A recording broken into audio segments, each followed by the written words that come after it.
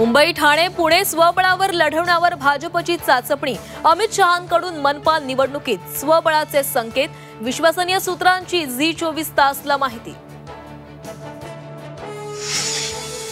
राजउद्धव युतीमुळे भाजपला फरक पडणार नाही। भाजपसमोर दोन्ही नेते टिकणार नाहीत। नारायण राणेंकडून उद्धवराज यांचा पाण उतारा।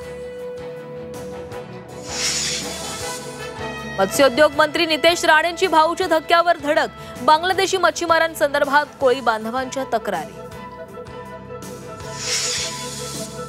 नागपुरातील हिंसाचार प्रकरणाचा कथित सूत्रधार फहीम खानला मोठा दणका। फहीम खानचा जामीन अर्ज कोर्टाने फेटाळला।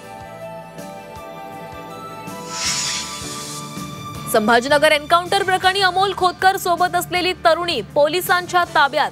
तरुणीकडून दरोड्यातील दागिने जप्त।